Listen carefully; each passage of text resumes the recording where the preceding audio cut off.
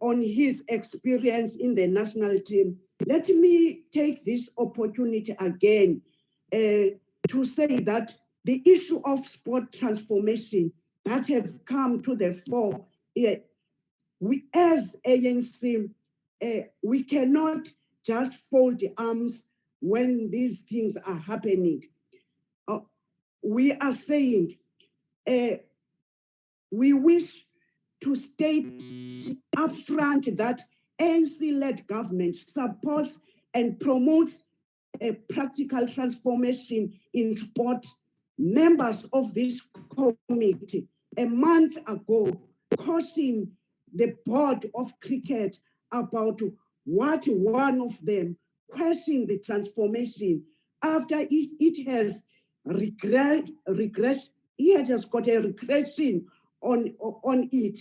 We are here as the committee to tell of the sixth parliament that even those who will come after ourselves will make sure that the question of transformation they are going to raise when opening this debate, quoting the former president Nelson Mandela about the emphasis ourselves will make sure that the question of transformation, I want to let you know that the issue of transformation, Minister come to the fore, Steve Tshwete, as former past minister, Mandela about when they are going and even the former president can mention them who have been in this committee. They've been emphasizing this question of the transformation to those that sometimes like Mandela are giving them this privilege that it is our voice to transform sport. We have a national sport education plan vision 2020 to precisely lead with the historic and structural factors which have underpinned sport in South Africa. Let us work together to ensure that everyone has an equal opportunity to access sport without being victimized and made to feel unworthy. Nina, ni undermine ama women ku sport, niyabonwa, sinijongile in our boards, in our boards, in the executive, there are the youth and women must be recognized. When I'm reflecting on what our minister, the minister presented what they did present in our committee. Categorically, it's what you presented. That's why we are today reflecting. But before that, you know, Minister, you mentioned so many our leaders, our communities, our relatives, which are passed on. Today, I'm also saying that to you, Zizi Viwe, Zizi, and the wife Viwe Mangonde, akuhlanga lungehlanga, Dlamini Kaunda, who have been so wonderful to South Africa. Lala Ngokolo Zizi, we know that the past week you were burying your father, City, akuhlanga lungehlanga, mjoyine utata wako, ufike, usijonge, ube unshot the transformation of sport. I'm talking in vain, God, who have got many players who are still at home. I can mention them. Ozondeki, the young boys that they are no longer doing anything. Unfortunately, with my son, Tim Hulani, he took the spear and go forward. He used to play this rugby. The portfolio committee has an opportunity on engaging with the proposed adjusted budget and as extensively and robustly engaged department on various issues that confront the sector.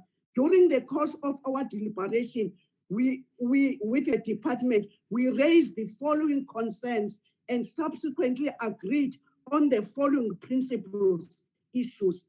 People involved in the sport, arts, and culture sector are not receiving any funding, which led to them experiencing dire financial problems. This in line with ensuring that efforts should continue to mitigate the impact of the pandemic on practitioners and beneficiaries in the sector. Honorable Minister and Deputy Minister, you did come and we did raise the percentage, which is only 32% that you have by this time issued to those who applied. As this committee, we also said to the department, you must put on efficient and accountable tools in place to ensure that allocations and dispersing of the refunds arrive at the timelessly and to current beneficiary or to the beneficiary. COVID-19 relief funding process must at all times be transparent to the public, let alone that as a committee, we asked those names and you did give us those names. They must be published. We do emphasize that. We cannot overemphasize the importance of the department using its own staff or capacitate them where and when there is a need, and stop outsourcing services. This leads to high expenditure on service providers, which could be optimally used elsewhere. That's what we have said to you, Minister, as a committee, and we are hoping that you have noticed and take care of that. We urge the department to pay invoices within 30 days period to ensure that service providers are paid timelessly. And also our concern lies with the highest budget cut, which has been made in the recreation promotion program. As we have said, the implication of this is that national professional and recreational sport events may not happen in 2020. This may lead to more financial challenges for athletics and possible reduction of participation among the general population in recreational sport and physical activities. This problem is further exacerbated by the closure of fitness centers, gyms during lockdown. Furthermore, our concern is that there is a high risk that cancellation of sporting events may lead to athletes losing sponsors and endorsement. But we do understand this is not about you. This is about this new normal. Honorable Chairperson, honorable members, we understand that COVID-19 has had a serious impact on many sectors of our society. Measures need to be put in place to ensure that the sport, arts, and culture sector is supported as far as possible from dire effects of COVID-19. We will continue to monitor and hold the department and its entities accountable on the various issues we have raised in the budget report. We will at all times advocate for the development, empowerment, and support of our actors. We therefore ask the House to adopt this adjustment allocation. I thank you. Spot on, Chairperson. Spot on, my Chairperson. The next speaker from the GA, Honorable C.W. Msongo. Thank you, Chairperson. Chairperson, the relief fund of 150 million for South African sports people and our artists is still with the department. It is a familiar pattern where you see the department has a routine shown how little it cares for our welfare of our people, especially our artists and sports people. Honestly, how does the department open a relief fund and give applicant 2 days to submit all relevant documents? This short window period has excluded many artists and sports people from accessing this relief aid. I made a repeated plea to the minister to extend this period. He refused. Wati agafuni. Only 40 million out of 150 million has been used. And we call on the minister to make sure that the beneficiaries receive their money. The department is failing its primary mandate to ensure that welfare of our sector and our people are benefiting under this lockdown. This is unacceptable. Things are bad in this department, no more than ever. It is important that the second phase of application are open to enable those who did not submit their application in the first round to access the remaining 110 million. Minister, you have an obligation to show leadership in this issue and answer our event technical production sectors who are desperately waiting for an assistance under this COVID season. This is not a secret that the department has a political crisis. We will not stand by it and allow this to happen in our sports, arts, and culture. With South African watching today, we're asking the minister to take action now to provide safe landing for our professional hard hit by this effect of COVID-19. The paralysis is not only in the department, but in Parliament too. Why is the chairperson of the portfolio committee not responding to Ubabunya Taylor from SARA? Why there is no agency for us to deal with the rampant maladministration, corruption, abuse of power at the National Arts Council?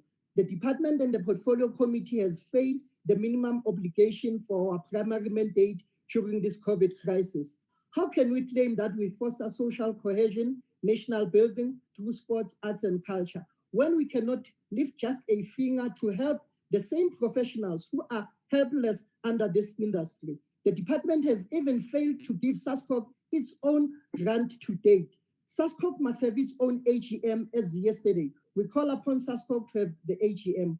On the parting note, in South Africa, many children in secondary schools are actively involved in different sporting events. However, the participation of school sports have declined in the past few years, despite the keen interest shown by our students.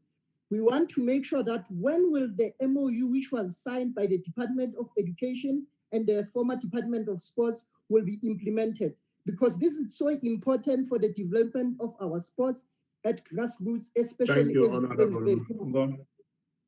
Iphelile 3 minutes very after much. term. Shut up, akhulume, awukazi wakhuluma, uthanda ukusho lokho. Hayi wena ileta unayo kanyathelo Honorable members, order. The next speaker on the platform is the Honorable Mazingozi from the EFF. Honorable Mazingozi. Yeah. Thank you, Chairperson. Greetings to the Commander-in-Chief and the President of EFF, Julius Malema, and all the key leaders of the glorious movement. Mr. Minister, ladies and gentlemen, greetings. We pay tribute to the memory of the Mandela. May her soul rest in peace. Chairperson, there is no denying the fact that we are in a very serious crisis, not as humanity. The coronavirus pandemic should force all of us to dig deep in and find a supernatural will to deal with a extraordinary challenge. This challenge is even more acutely pronounced in our sector. We are a sector that is meant to be embodiment of new social norms, a sector meant to synthesize the kaleidoscope of our rich cultures into one diverse but unified national culture, a sector that is meant to forcefully ensure that what is called national is nationally representative. The COVID-19 pandemic has exposed the fault lines in society, and more so in this sector. We have always known that our sports, particularly those sports previously dominated by whites, at a professional level, are used by whites to exclude blacks.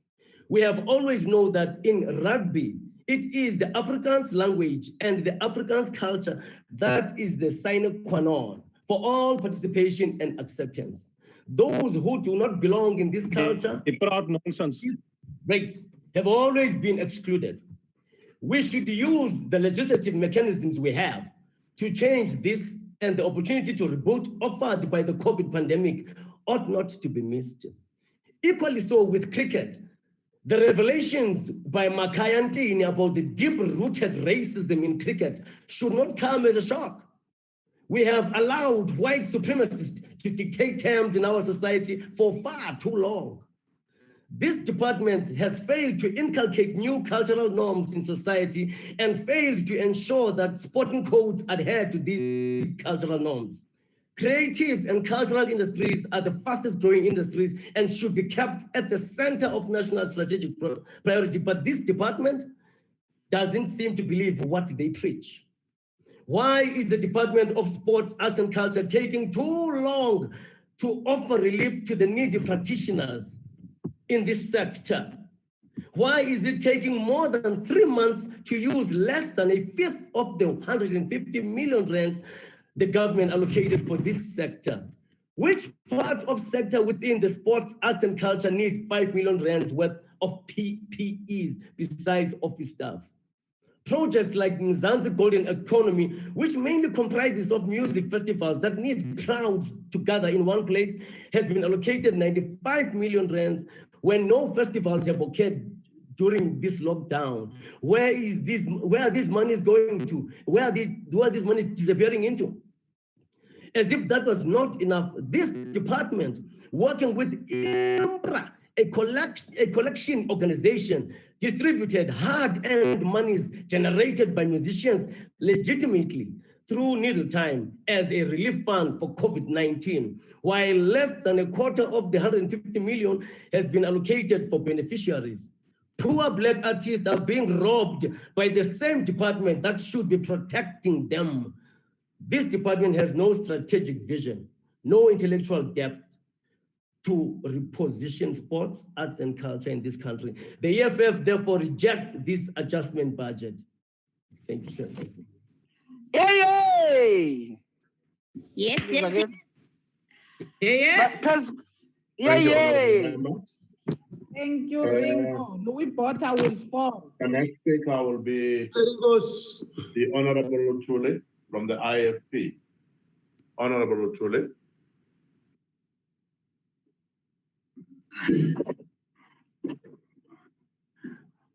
Honorable Chulu Kona Mutanisha. Yes. Thank you, Chair. The Department of Sport, Art and Culture has an important role to play in preserving our sport and personnel, art and cultural sites and representatives. The COVID-19 lockdown has unfortunately impacted the stakeholders of this department and forced them into a financial difficult.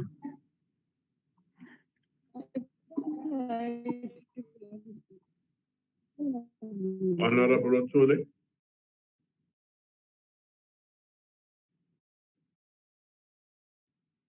Honorable Chule.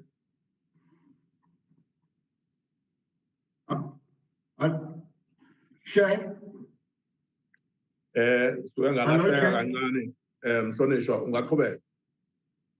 ungaqhubeka ndaba ezethu. Thank you.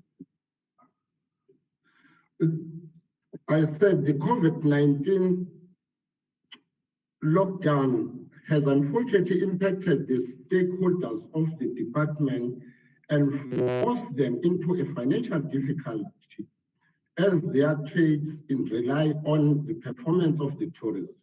We welcome the relief package provided to support those who have lost income as a result of the COVID-19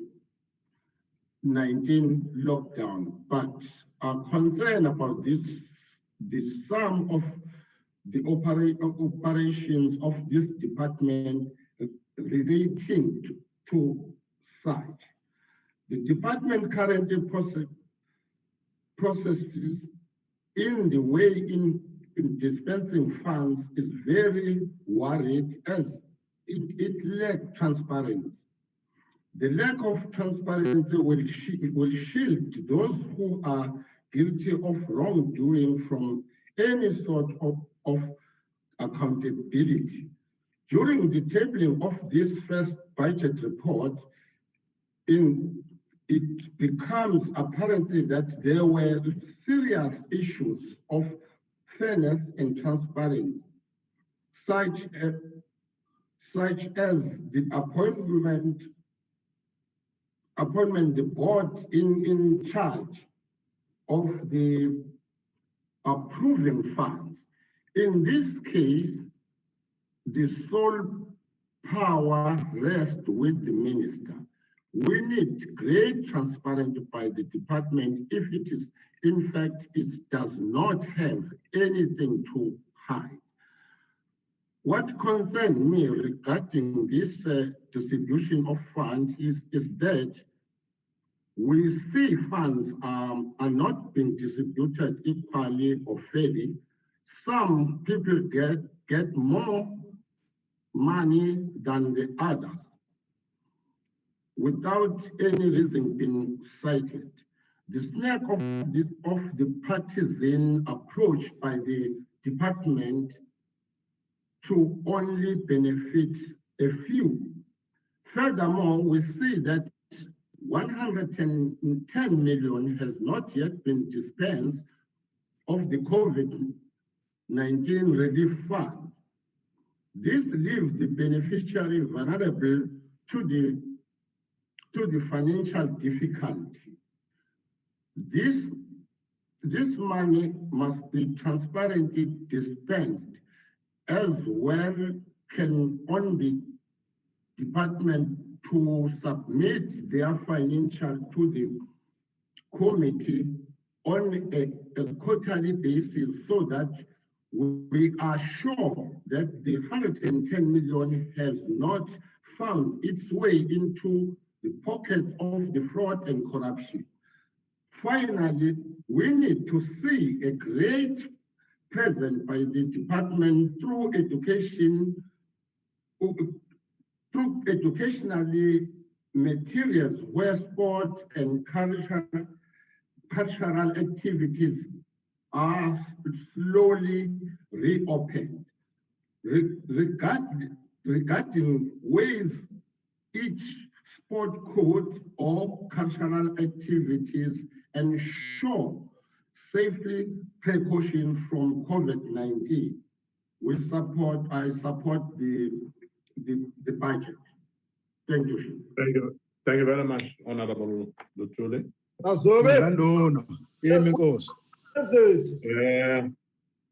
The next speaker is from the from the FF Plus, the Honorable H. Denner. Waar. FF Plus. Voorzitter, laat my asseblief toe om die 4+ medelee te betoon met die afsterwe van die bekroonde Afrikaanse aktrise Elise Kaywood. Mag sy in vrede rus terwyl haar legende voortleef tussen haar geliefdes en die wat haar lief gehad het. Chairperson, the COVID-19 pandemic and subsequent lockdown has had a devastating effect on practitioners in the sports, arts and culture sector, with many being rendered unemployed almost immediately. Contact and other sports, many of which are dependent on spectators, sports grounds and stadiums, theatres and theatre productions, arts festivals, athletes, musicians, actors, production crews, and many others were left with no income and very few options. We commend the department's mitigation plans to minimize the impact of the pandemic on the sports, arts, and culture sector through financial relief packages, though not nearly enough to subsidize the loss of income that these practitioners experienced, and some still not having been paid after more than 100 days of lockdown. It has relieved some of the hardship. We take note of the 95 million rand and 72 million rand allocated and earmarked for compensation for loss of income in the arts and culture and sport at national level sectors, respectively, due to the restrictions on economic activity, though it is once again not nearly enough and illustrates the need for the department and government as a whole to explore and implement new ways of empowering these sectors, instead of trying to cut a very small cake into many little pieces until artists and other practitioners end up with only a few crumbs each. The cultural and creative industries in South Africa generate more than 1 million jobs and contributes more than 70 billion rand to the economy per year, not to mention the social and intrinsic value and the soft power of arts and culture. 95 million rand will not salvage this industry. Dit is maar 'n druppel aan die emmer. Budget cuts applied to transfers to heritage foundations and museums are worrying. We live in a country where, sadly, the heritage of some have become a weapon to those who are either too uninformed to know better or too ignorant to want to know better, as is the case with the statue of General Louis Botha in front of Parliament. It is of the utmost importance that the heritage of all South Africans is preserved and protected, and therefore proper funding is a necessity. The South African sports industry is an equally important contributor to the country's economy, if not more so. However, budget adjustments to the sports program indicates that the department is not cognizant of the fact that nearly 84% of federations who took part in a recent SASCOC survey about the state of sport in the country under the coronavirus pandemic indicated that they would be out of business within 6 months after the state of the national lockdown on 27 March, unless there is a return to play or some meaningful funding from government. This shows an industry in collapse, and 72 million rand will not make a dent in the problem. Agbare voorsitter, die departement van sport, kuns en kultuur het nie 'n maklike taak wat op hom rus nie.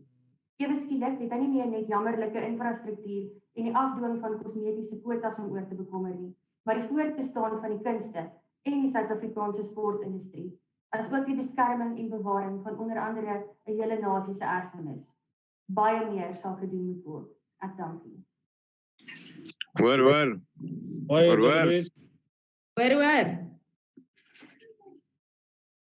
Thank you very much, Honorable Member. The next speaker will be the Deputy Minister, the Honorable Deputy Minister of Sports, Arts and Culture. Thank you very much, Chairperson. Minister of Sport, Arts and Culture, Honorable Nathi Emmanuel Mthethwa, and other ministers present, deputy ministers, Chairperson of the Portfolio Committee, Ms. Beauty Dlulane, honorable members, Chairperson and Chief Executive Officers of our public entities, the Director General of the Department and all officials of the Department, ladies and gentlemen, good morning. Given this new global reality and as part of our consultative process within the sector, we have had to create a special COVID-19 relief fund for arts and culture and as well as for the sport and recreation fraternity. The relief effort appropriation is not being made possible from any additional resources, but rather from internal savings from within the department, meaning that for some key areas of work and delivery, there has had to be some cutbacks. Given that the Honorable Minister has already tabled the adjusted budget at length, mine is just simple to lay further emphasis on mainly two areas of work. One, recreation development and sport promotion, as well as administration, which is geared at ensuring that there is optimal support in terms of financial, human, and infrastructure capacity to ensure effective, efficient, and impactful program implementation. As part of our contribution to the social cohesion program of action of government, we have continued giving support to our sport academies. High performance athletes have also been supported, with financial assistance also being given to national sports federations who are meeting their transformation targets. Honorable Chair, may I also just allay any concerns on sport transformation that may arise as a result of the budget adjustment we are tabling here today before this House. Let me unequivocally and without any fear of contradiction state that neither COVID-19 itself or the budget adjustment itself would in any way adversely affect our determination to ensuring that there is transformation in sport. We will, with more added energy, implement in consultation with our national sport federations the recommendations that were made by the 2019-2020 report on sport transformation by the Eminent Persons Group. In giving traction to transformation in sport, we recognize that as government, we must also provide the necessary legislative and policy tools that would ensure that transformation in sport happens. In that regard, we further acknowledge that inequality of opportunity in sport is also regrettably gendered. We will therefore move with added pace in concluding the remaining stakeholder consultations on the draft Women in Sport National Policy. It is envisaged that the department will by no later than March 2021 have this policy unveiled and officially gazetted. We must all remember that late Minister Steve Tshwete was very passionate about this policy. In making a cogent argument for sport as one of the foremost levers to foster unity, cohesion, and national reconciliation, Tata Nelson Mandela once said, and I quote, "Sport has the power to change the world. It has the power to inspire. It has the power to unite people in a way that little else does. It speaks to youth in a language they understand. Sport can create hope where once there was only despair." Close quote. In line with Madiba's vision and his heartfelt conviction in the power of sport to unite our people, we have taken the challenge and are putting into full practical effect Madiba's vision in terms of the role of sport in bridging socio-historical divisions. Honorable Chair, please allow me then to spell out the budget adjustment in terms of this key area of delivery in the department, which is the Recreation, Development and Sport Promotion, known as Program 2. For 2020-2021, the program was allocated 1.4 billion. After the budget adjustment exercise, the final appropriation now stands at 1.09 billion. The difference is part of the department's contribution in cushioning the adverse effects of COVID-19 on the masses of our people. In terms of this bigger program on recreation, development, and sport promotion, the following breakdown will be useful for people to understand as per sub-programs. The winning nation had 93,937,000, and it has been adjusted down to 88,437,000. Active nation had 723,157,000, adjusted down now to 466,657,000. Sport support was 166,422,000, adjusted down to 235,922,000. Infrastructure support was 476,804,000, adjusted down to 308,971,000. Also, due to the COVID-19 pandemic, the mass participation and sport development grant was reduced by 224 million. Since the grant is regulated through the mass participation and sport development grant framework, a reduction of the grant amount and the amended use of allocated resources means that the conditions of the grant in the framework now have to be reviewed. For their part, provinces have since requested a deviation from National Treasury through the Mother Department to be able to utilize part of the allocation to support provincial relief efforts. Honorable Chair, we can confirm that the initial allocation for the second program, which is the support function known as Program 1, was 451 million, which has now been slightly adjusted down to 449 million. Key expense items here include the compensation budget, office accommodation, goods and services, equipment, which is mainly IT infrastructure, and the annual transfers to implementing agencies of the department. While understandably, our focus has been outward in terms of the overall COVID-19 response, we have had to also look inward, not just simply to comply with the regulations, as all employers must, but rather because there is a moral and ethical obligation to provide a safe working environment for all our officials. Thus, as part of the goods and services budget, we made the necessary allocations, ensuring that we are able to bolster the employee well-being program, including procurement of minimum personal protective equipment, decontamination of the environment as may be necessary, that there is minimum screening conducted on all persons entering our buildings, officials and guests alike. In conclusion, Chair, please allow me to remind honorable members that, and the members of the public, that July month is a Mandela month. We are therefore called upon to reflect on and embody his values of service, sacrifice, and selflessness. July is also a month for men to pause and reflect on their role in respect to the gender-based violence and violence against children, especially young girls. I find it opportune to make this impassioned plea to men on this Men's Month so that they too begin to progressively internalize and put into practical effects the values Madiba stood for and epitomized. Gender-based violence should not be seen to be a women's problem, and therefore for the women alone to resolve. Women did not create patriarchy, which in turn buttresses gender-based violence. Patriarchy is a system of unequal power relations between men and women, of which almost all men benefit from it, consciously or unconsciously.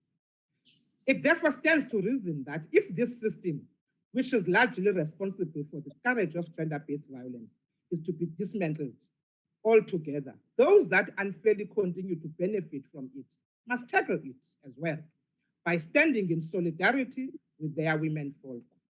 Lastly, Chair, let's all stay safe. We all know now that this virus is ruthless. Lastly, Chair, I really humbly request that the House must pass this budget. And thank you very, very much. Balibongwe GM. Thank you, Honorable Deputy Minister. As I call Imam,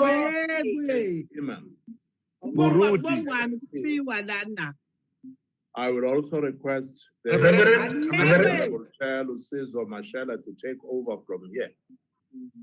Honorable Mashela, are you okay? Yes,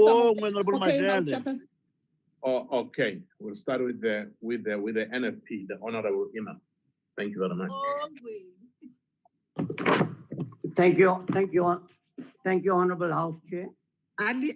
Okay. Let me at the very outset say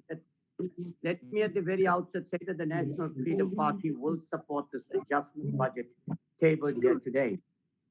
Now, House Chair, let me also advise you that I'm attempting to debate on both sides at the moment, so it makes it a little bit difficult. But allow me to draw your attention to a few things, which is a matter of concern to the National Freedom Party. And what we do know is that the budget cuts were not anticipated. We did not know and understand that we are going to be faced with this pandemic, which is the coronavirus. So, and I think it is common knowledge that in order to deal with the challenges before us, we have to make some resources available. Particularly, we have to reprioritize them into areas that they need them more. Now, some of the things that I want to draw the attention of the minister, particularly in the department, is that I think what we have to do is do more with less. And in order to do that, I think we need to go back to the grassroots, particularly in terms of sports development in the country. And what we have found is that the sports development that we used to have from school level is not there any longer. The other thing is, as we've asked the department previously to deal with the issue of the 2010 World Cup, the legacy fund, and we are hoping that this matter is going to get the necessary attention. Now, the other issue is the issue of the Khoi and San community. And we believe that our late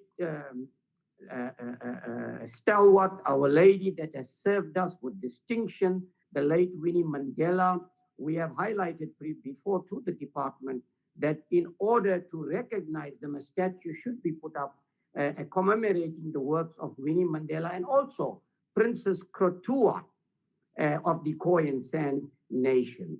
Added to that, Honorable Chairperson, is the concern that we have got, particularly with many of those, and I'm going to spell it out, in the football fraternity, in the rugby fraternity, in cricket, and whatever it is, in the different levels of sports, who are now going to lose their income because of not being able to have these sports events. And I think we're calling on the department to look into how best they would be able to address this, because remember, with a very high unemployment rate that we are going to have in the country, sports can play a role, in fact, in creating more employment in South Africa by developing sports. The National Freedom Party supports this adjustment budget tabled here today. Thank you very much.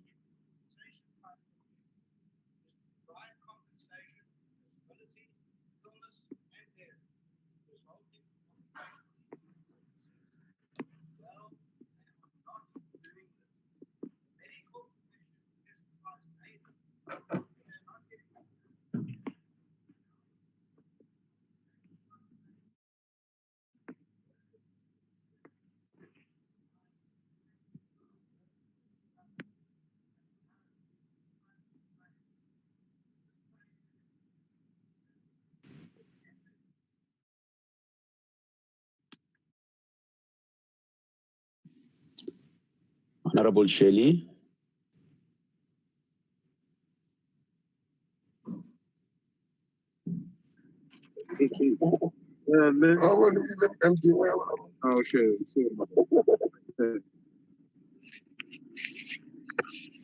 Honorable Shelley.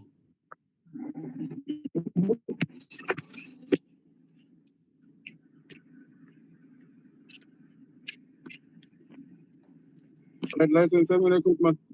11. You want? It seems Honorable Shelley has muted. Honorable members. Are you okay now? Thank you, Chair. Yes, I call upon the Honorable Van Dijk of the DA.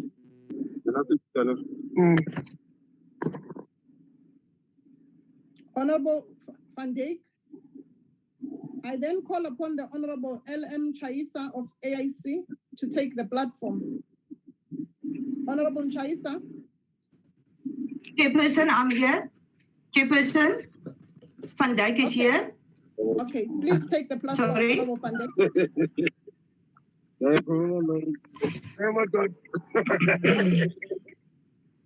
Honorable Van Dijk, you may take Chairperson, members and all attending this virtual meeting, the revised budget indicates that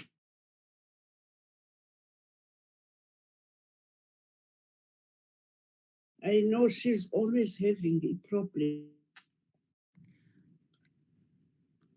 We are not able, the Honorable Van Dijk is not audible. I then call upon the Honorable... No, Chair. I'm sorry, Chair. She is audible. It's just that her video is not coming up.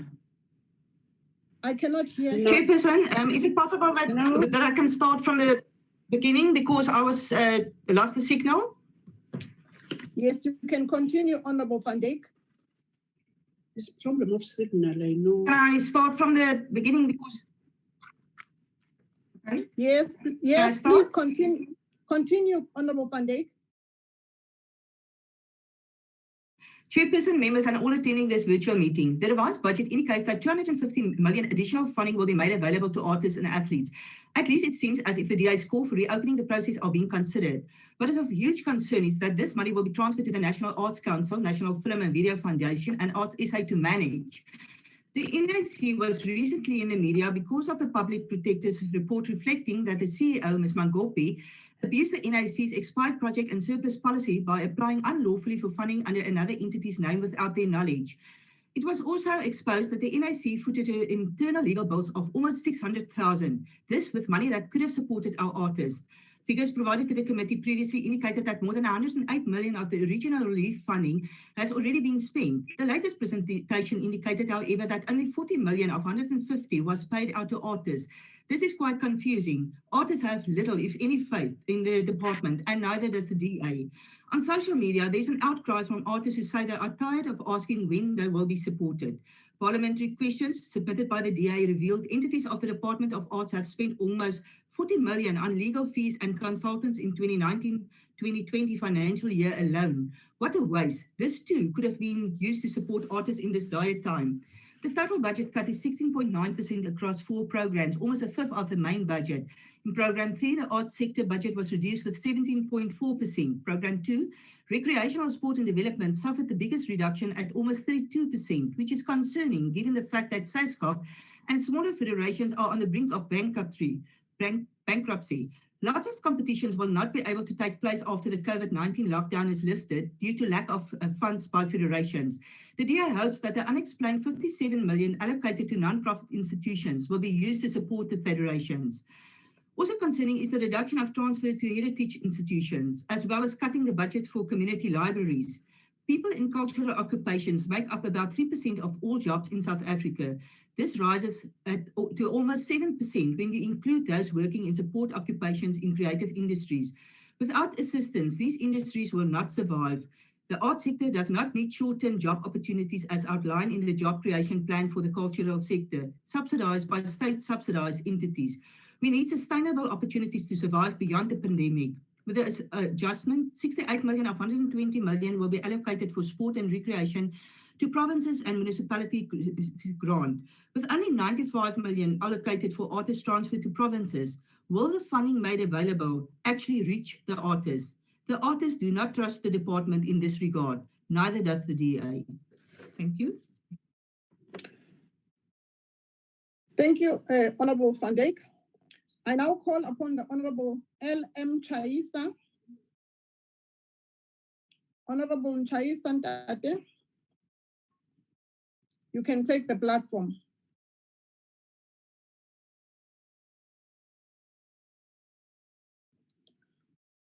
Honorable Chaisa.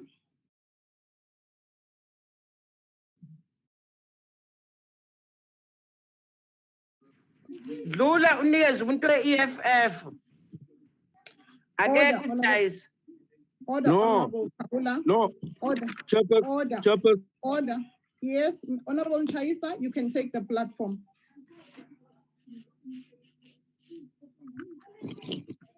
Honorable Chairperson. Yes, we can hear you, Honorable Chaisa. You can. Thank you very much. Don't worry about Kaula. Thank you very much. Let me start off by conveying condolences to the family of Mr. Kaunda Ntunja, a former rugby commentator and a former captain of South African football school, South African schools rugby. May his soul rest in peace. Chairperson, also salute the daughter of our global icon, Dr. Nelson Mandela, Sinziswa Mandela. Chairperson, we have heard the issues raised by Lungengiti and Makayantini regarding cricket. They should watch the space. We cannot just fold our arms and do nothing about it. Honorable Chairperson, out of the budget for this Department of Arts, Culture and Sport and Arts and Culture, 1.09 billion is classified as suspended funds, which means temporal suspension of some activity without any negative impact on the targeted programs. We would like, therefore, now to be provided with further details on the programs that will be suspended. Also, this department should come up with the mitigation plans to save this sector. Chairperson also call on the department to reopen the application process for the COVID-19 relief funds so as to give opportunity to those artists who missed out. We would appreciate if this relief fund will benefit in particular the artists and coaches in the deep rural areas who need this funding more than anyone else due to their socio-economic classification and geopolitical and recreation amendment bill has since lapsed in 2019 in terms of the National Assembly Rule number 333, section 2.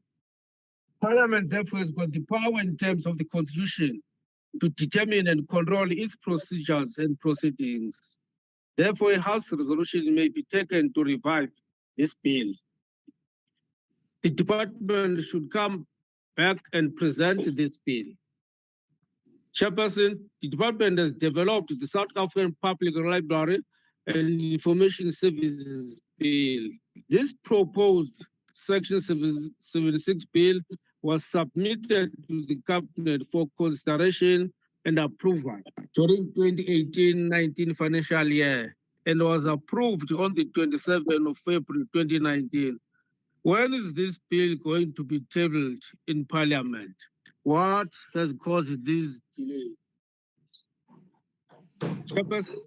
In order to prevent corruption during Honorable COVID-19 relief fund, Honorable Chaisa, report to the Honorable Chaisa, developments. Hello, Honorable Chairperson. Chaisa, your time has expired. Yes, Chairperson. Yes, Your time has expired, Honorable Chaisa. Thank you very much. We supported this. Thank you, Kosi.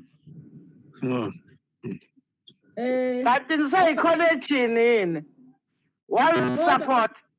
Order, Honorable Makaula. Honorable Chaisa, order. Kosi for life. Honorable Mawabolo, order. Order, honorable members. I will now call upon the honorable member from COPE.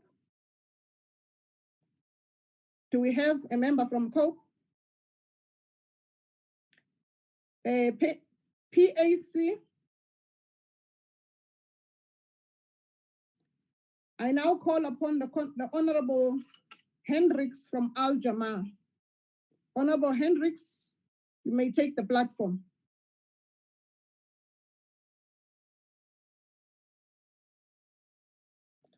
Honorable Al Jamaa.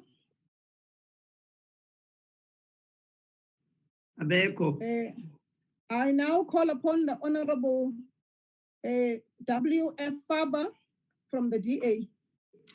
Honorable Faber, you may take the platform. Thank you, Honorable Chair, members attending this virtual session. COVID-19 has forever changed the world that we live in. Thousands of people have lost their lives and everything has come to a standstill. Despite these challenges, now is the time to pick up the pieces and move forward. World sport and local sport authorities must look at means and ways to reintroduce sport as soon as possible. The livelihoods of our sports people depends on this government's ability to act right now. This can be done responsibly and in order to keep athletes and spectators safe from the devastating virus. Sports has the ability to create hope in these times of despair. It can give people an outlet to deal with present challenges and hope for a better future, free from this current misery. In our not too far distant past, we saw how sport helped South Africa to heal the visions of our painful past, break down racial barriers and unite us in ways never thought possible. This is the enduring strength of sport that should never be underestimated. In this revised budget for the two departments, which have now been combined, 32% of the department's budget cut is on Program 2, on recreation development and sport promotion. This budget was cut from 1.46 billion to 1.1 billion. 480 million was suspended. Most of the funds were taken from provincial and local government transfers. We know that in order to create champions, we need to start at the foundation phase, members. It is therefore important to see to it that infrastructure that was built for this specific function is maintained. Sadly, we have seen that provinces and municipalities have systematically neglected to maintain sport infrastructure facilities during the past few years due to financial constraints mostly. Now, this budget cut will be the proverbial final nail in the coffin that see neglected facilities that will go to ruins. Minister, this must be seriously looked at, as we do not have money to start rebuilding these facilities from scratch again. The golden rule forward should be to maintain our sport facilities to the best of our ability in the time for the department, and they must start play an oversight role and hold local governments accountable for maintenance on these sport infrastructures. Then, Chairperson, on sport federations, we have a situation where most of our federations are struggling and will financially risk bankruptcy in the next few months. Private sports sponsorships have dried up as a result of COVID-19. The key question is now, Minister, how will the department ensure the small federations to survive beyond COVID-19? Perhaps to adjust this budget and reassess the priorities. In conclusion, Chairperson, Cricket South Africa presented their recovery plan, and we are also waiting for this forensic audit and hope that the new management can bring SA Cricket back to the respectable organization it once was after the stormy administration that we had in the past history. I thank you, Chair. Thank you, Honorable Baba. I now call upon the Honorable A.M. Siabi.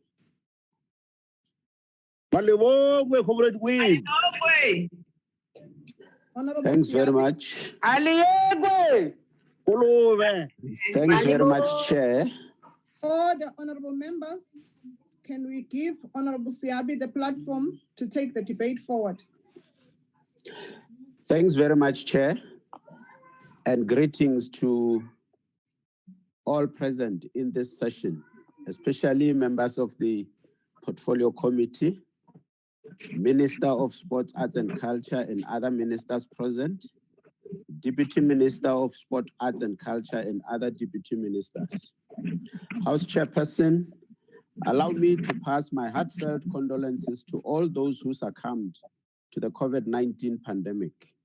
Let us put in our prayers for sportsmen and women and artists who are unable to make their ends meet due to this pandemic, as they cannot actively participate in their various areas of sports and arts. Let me say from the outset that the ANC supports the budget vote 37 of Sport, Arts and Culture. Chairperson, we are meeting today 3 days after celebrating the birthday of our world icon, Dr. Nelson Mandela. The Deputy Minister has already quoted him as saying, "Sport has the power to change the world. It has the power to inspire. It has the power to unite people in a way that little else does. It speaks to youth in a language they understand." It is against this background, Chairperson, that we are heartbroken when we hear allegations of racism in the sport faculty. Sporting codes like cricket were previously said to be progressing well with the transformation agenda. However, we are concerned by talks that they are regressing, especially with the allegations of racism practices. We therefore urge the Minister to watch all sporting codes with an eagle eye to ensure that the transformation agenda does not fail, as we cannot close our ears to the calls by the Black Lives Matter movement in sports. We are also concerned about the allegations of abuse in the creative industry. Artists are always given a raw deal by the captains of the industry. They are not given fair and legitimate contracts. They are fired at the drop of a pin, and they are not compensated well, forgetting that these are the people who are at the forefront of entertaining us. Even here, we are calling on the Honorable Minister to intervene. As I talk of transformation, Chairperson, I'm reminded of the growing calls by various members of the public to have the Louis Botha statue situated in the parliamentary precinct removed. The statue in its current location is divisive and brings back in the minds of the majority of South Africans the unpleasant memories of apartheid which was declared a crime against humanity. I have been engaging with the leadership of SARA, South African Women Heritage Resource Agency, for some time now to follow the legal processes and remove the statue. And I believe that the agency will come to the party and remove the statue, as it is within their mandate to coordinate the identification and management of the national estate, so that we pass this era and focus on other issues in the transformation agenda. The removal of this statue will therefore give hope to the majority of South Africans that we are serious and are on the right track with regards to the transformation agenda. Honorable members, nation building and social cohesion are a response to our ongoing and unfinished project, which began with the transitioning of South Africa into a constitutional democracy. Ever since our democratic breakthrough, significant progress has been made in building a new and inclusive society to which sports, arts, culture, and heritage have made a serious and evident contribution. These sectors play a significant role in the holistic development of our society. The building of South Africa into a just and inclusive society cannot be accomplished without drawing on the creative, cultural, and sporting resources of our people. Our country has so much talent in the sporting, cultural, and creative industries. However, of concern is the level of development of these different sectors, which remain uneven.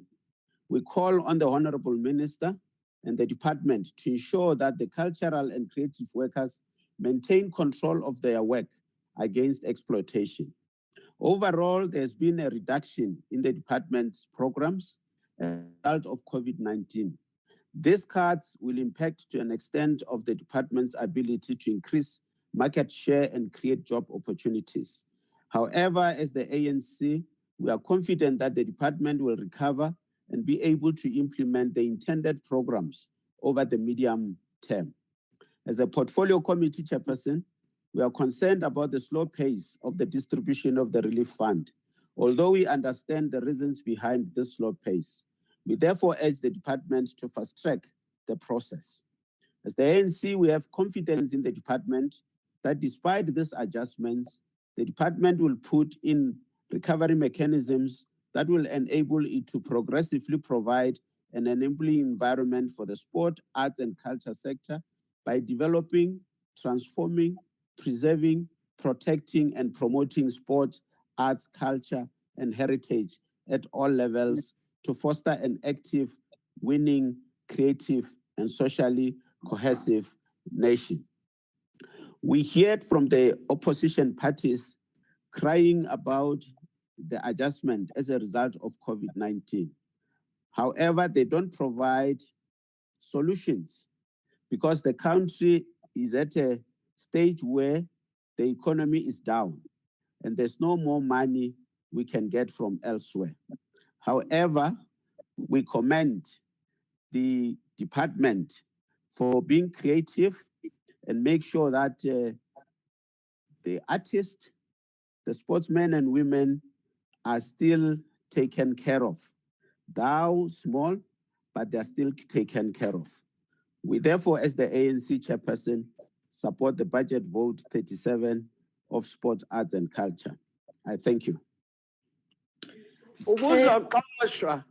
Thank you. Thank you.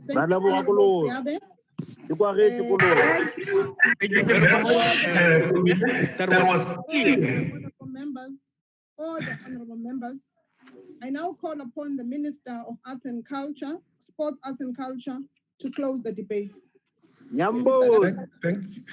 Thank you, Chair, and thanks to members. I think the comments really were strengthening our resolve to Minister Njala, welcome around the the plight of both the artists and athletes.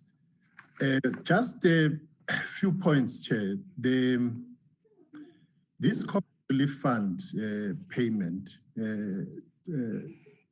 to date, we have paid 3,144 people.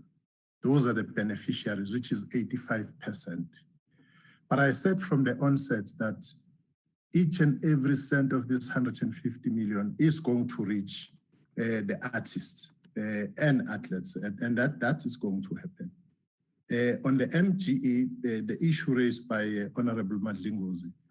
No, Honorable Madlingozi, because of the new situation, we should continue, though, ensuring that the artists do a living. And therefore, if you've noticed last week, we had a successful Makanda National Arts Festival, which is the second festival, biggest festival in the world after Edinburgh.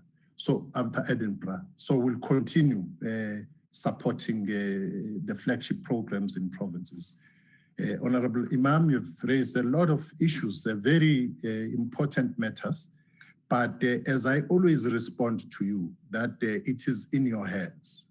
The legislation is there, the laws are there. Kratoa, Mama Tigizela Mandela, as you say, the Koyan San community, and all those things. Perhaps, Chair, it's important to make the point which has been raised by Honorable Mhlongo. It's misleading. Technical artists were also invited to apply, and they applied. Some of them are beneficiaries of this fund. Even when we have the second call, we will ensure that everybody is there. But members should not allow themselves to be used. I think to come and claim that SASCOC has not been given its portion, its grant, is really being used. PFMA demands that SASCOC must provide certain... Honorable Minister, can you just hold it there? The Honorable Buthelezi has raised a hand. Okay. Can I recognize the Honorable Buthelezi? Honorable Chairperson, Honorable Minister, Honorable Deputy Minister, Honorable Chairperson of the Portfolio Committee, Honorable members. Thank you, Madam. I just wanted to say, I just wanted to say that I wanted just to share this history with the Parliament, that in the Cabinet Minister of Mr. Mandela, a colleague in the Cabinet, Honorable Mr. Churchill, objected to the statue of the first Prime Minister of South Africa, General Louis Botha, at the gate. And of course, I raised the issue that, of course, there was something which was historically very important for me, because my grandfather, King Dinizulu, after he had been exiled in St. Helena and later accused of treason, was actually released by him when he became Prime Minister, because they were apparently friends before. But he didn't have the courage, actually, to allow him to go back to Osutu royal residence. He actually banished him to 8-Cake Farm in Old Transvaal. So my grandfather, King Dinizulu, died there. So I was saying, sir, to you, Honorable Minister, I think that we as a country must look at this issue of statues. Well, I don't think we should have an infantile obsession of just about getting rid of all statues, just indiscriminately. Because if we must have a record of our saints, I think we should have a record of our villains as well. Because then our history becomes a bit truncated. If we think just by venting our spleen, by removing the statues, we're actually, wiping off part of the history of the country. I think we should look at this question very. Thank you, ma'am. Thank you, Honorable Prince Buthelezi, for that explanation and a point of order. Honorable Minister, you may continue. Thank you very much, Honorable Chair, and to Honorable. Nami ngiyasicela isiteshula sikakhokho wami uMeseni. Abalwela ukhanda pondo. Order, Honorable Kaula. Cool. Order, Honorable Kaula. Can we please observe the decorum of the sitting? Honorable Minister, may you continue. How many minutes do I have, Honorable Chair? Omunye lo. You have 4 minutes. Thank you, Chair. No, I was still explaining, Chair, that bodies like SASCOC have a regulatory obligation to fulfill. They are not, and they will never be given any grant if they have not done that. Now, the Honorable Member Mhlongo was supposed to pose questions to them, not to just blindly run to Parliament and demand the minister to give SASCOC money when they have not done their part. But also issue of NAC, which has been raised by both the Honorable Mhlongo and Fan. The issue here, Chair, is that there is a matter in front of the public protector, and the public protector is being challenged. Order. Raise my hand. And Order, honorable members. Can we mute our mics and allow the speaker on the platform? I've raised my hand. A mutual hand. I've raised a point of order. You did have your time. You are. If it's a point of order, you are noted, Honorable Mhlongo. So, Chairperson, as I was saying, that the issue here is that the public protector is dealing with these matters, and people should up the guns and should wait the process. Honorable Mhlongo, I will take your point of order. For now, let's allow the minister to continue. And the issue raised by Honorable Inkosi Buthelezi, it's a matter which has to be discussed. Remember that in this instance, the minister is at the level of appeal. So as members of parliament, engage on these questions, because as I said, these are not just architectural pieces. They have a particular meaning. They talk to particular culture. They talk to particular hegemony in society. So engagement on them amongst yourself and resolve of what needs to be done would be appreciated. And as we do that, as I said, you do that under the very clear guide of the law, because we do have legislation to that effect. But I think, Chair, all in all, we are going to forge ahead to ensure that the lives of athletes and artists are better. But we still have an obligation as Parliament to ensure that those pieces of legislation which talk to the transformation of the industry, both sport and arts and culture, are implemented in Parliament so that we are able to meaningfully change the lives of athletes and artists. Thank you very much, Chair. Thank you, Minister. Honorable Honorable Mama Bolo, order. Honorable Mhlongo, what was your point of order? You are biased, Chairperson. I cannot raise a point of order while there's no one on the platform. You are biased. Thank you. Bye.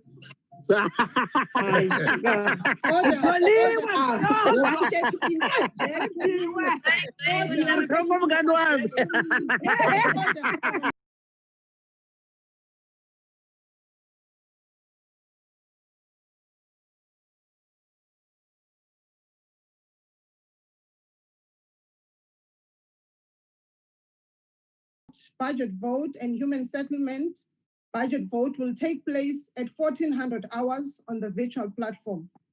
That concludes the debate and the business of the virtual mini plenary. The mini plenary will now rise. Thank you very much, Honorable Chair.